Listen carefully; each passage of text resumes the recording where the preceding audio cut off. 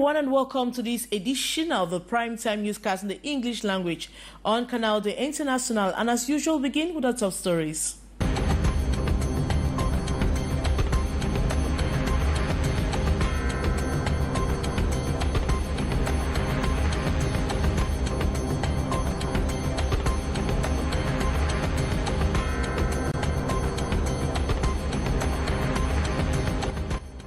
The Mora Gendarmerie Company in the Far North region has intercepted over 15,000 packets of psychotropic products following previous seizures of 25 kilograms of Indian hemp and 10 liters of psychotropic liquid earlier during the month of July 2024. We'll tell you more in this edition of Newscast. And construction during the rains is not an easy task. Construction sites are known to have witnessed a catastrophic end of projects due to the non-respect of professional norms. And in Douala, the lack of proper drainage channels causes rainwater to flood the streets, creating large pools on the roads throughout the city. While some blame the situation on the civic irresponsible of the residents, others point to the absence of regular cleaning. Those are major stories. Tito's right ahead.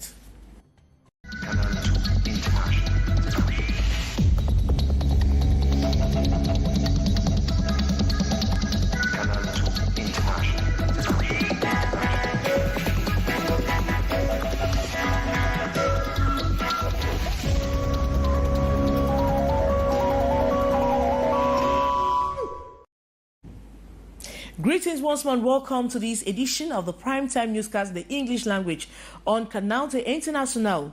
The Mora Gendarmerie Company in the Far North region of Cameroon has intercepted over 15,000 products of psychotropic products following previous seizures of 25 kilograms of Indian hemp and 10 liters of psychotropic liquids earlier during the month of July of 2024. The seizure led to the seizure or laid hands on 5 alleged traffickers. More with our reporter, Saleh Sherifa.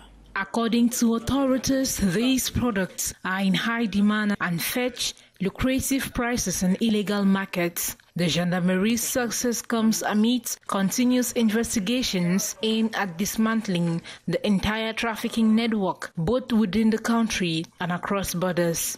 It's deeply concerning to witness the extent to which young people are involved in the consumption of these substances, especially during the holiday season. During our nighttime operations, we frequently encounter youths who are visibly affected by drug use.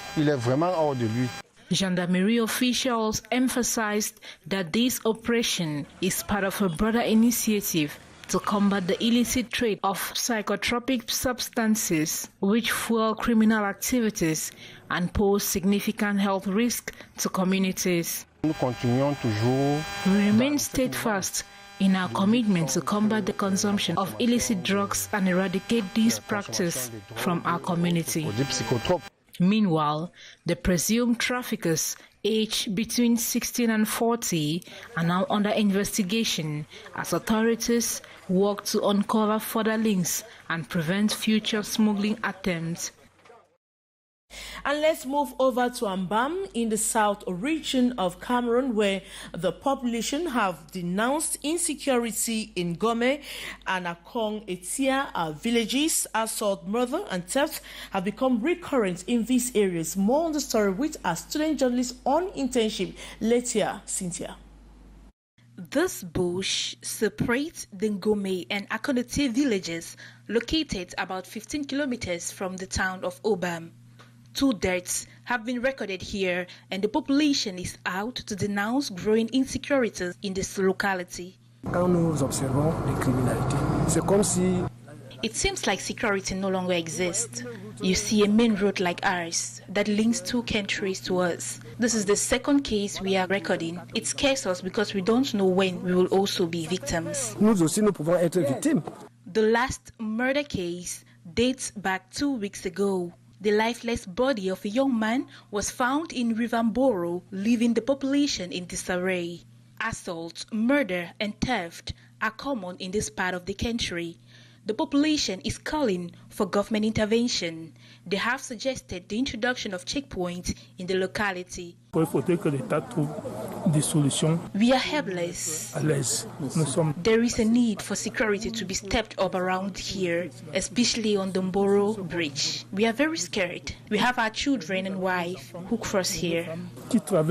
This population now awaits a glimmer of hope from the administration to improve on the situation. And constructions during the rains is not at all an easy task. Many construction sites are known to have witnessed catastrophic end of projects due to the non-respect of professional norms. Kejan Henry Atembe reports. The landslide at the construction site in Lokbesu Douala has triggered debates in many circles on building houses in the rainy season. Project experts think it is disadvantageous. On ne peut pas travailler sur tous les types de... From the first site, no one can work on all construction sites during rainy season because there are complex construction sites with a lot of risk of accidents depending on the topography. Though civil engineers are unanimous that construction is the same as building in the dry season, they opine that project managers need to take a lot of precautions as this involves mass movement of earth when places are wet as the soil becomes sticky and heavy. Pour travailler en ce moment sur certains types de chantiers. As for construction sites with mass movement of earth, when it is wet, the soil becomes sticky and heavy, so there is a potential risk of accidents. Pour les EPI classiques, c'est-à-dire qu'un casque. To work on such construction sites during rains, you have to take a series of safety measures.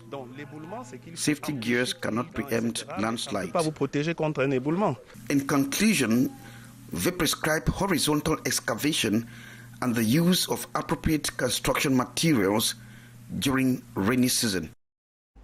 And in Douala, the lack of proper drainage channels causes rainwater to flood the streets, creating large pools on the roads throughout the city, while some blame the situation on the civic irresponsibility of the residents. Others point to the absence of regular cleaning. More with our student journalists on internship.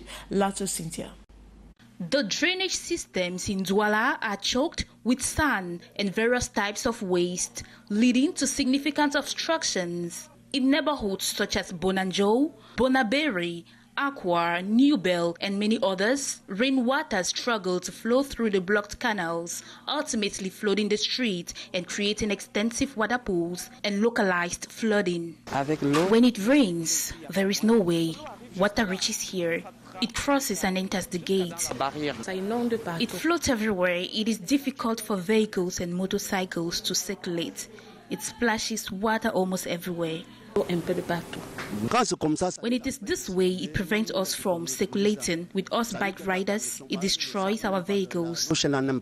According to many motorists, the primary cause of this situation is the notorious lack of civic responsibility amongst Cameroonians. They advocate the stringent sanctions to address this issue. We Cameroonians are at fault. We eat instead of disposing of waste in a dustbin. We prefer to throw it in the gutters, even when the trash can is not far from us. If things could be done like in Europe, where we sensitize Cameroonians, and when you eat and throw waste in the gutters, you are sanctioned, then we will no longer have this type of problem. One proposed solution to the blocked water conduit is daily cleaning operations. Such an operation was conducted today by the Cameroonian Sanitation Service,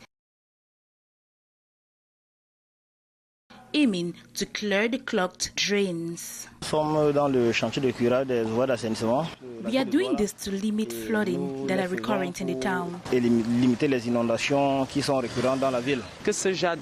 These actions should be done frequently. It should not be done once and wait for 5 years. These stagnant water pools also conceal potholes and uncover drainage spaces, posing significant hazards for both drivers and pedestrians. The hidden dangers create traps that can cause accidents and injuries, highlighting the urgent need for effective drainage solutions in Douala.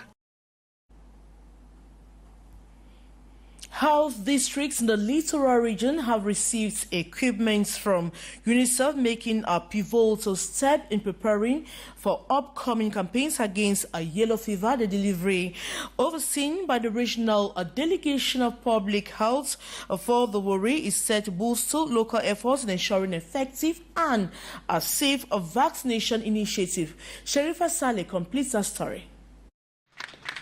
In an effort to fortify public health defenses against yellow fever, UNICEF has provided essential vaccination equipment to health districts across the littoral region. The delivery ceremony, held in Douala and attended by the regional delegate of public health for Vuri, underscored the significance of these supplies in the forthcoming immunization campaigns. The teams will be on the field as from the 24th to the 30th.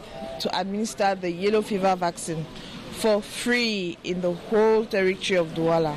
So we are calling on the population to adhere to the vaccine. Medical professionals expressed gratitude for the timely support, emphasizing that the newly acquired kits will enhance the efficiency and safety of vaccination efforts. With yellow fever posing a persistent threat in the region, the equipment is expected to streamline logistics and ensure that vaccinations are administered promptly and securely. I would plead on the actors and district heads to make out good usage of these kits so that it will benefit not only for the yellow fever campaign but equally other upcoming vaccination campaigns. As preparations intensify for the yellow fever campaign, health officials remain committed to ensuring that all necessary resources are in place to protect vulnerable population. And in our holidays activities, we'll take you to a center where children from the ages of 8 to 21 years are having a great time learning cooking skills, while some do so regularly at home and are yet to get new recipes. Others are there. Others are at the center just for the first time. More with our reporter, Beatrice Ngamu.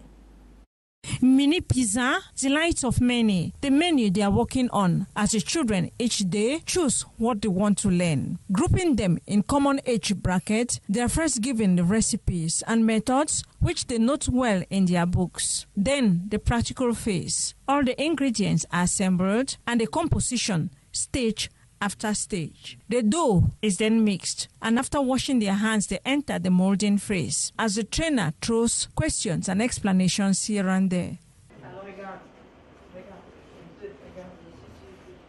Then the cutting and rolling step, a not so easy exercise, especially to the new learners.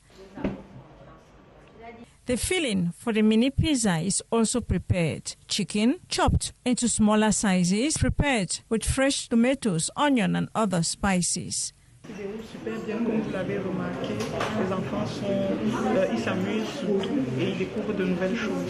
After cutting into the desired cup round shape, they are stuffed with the filling and put in the oven. A great moment of satisfaction, another food item to try at home.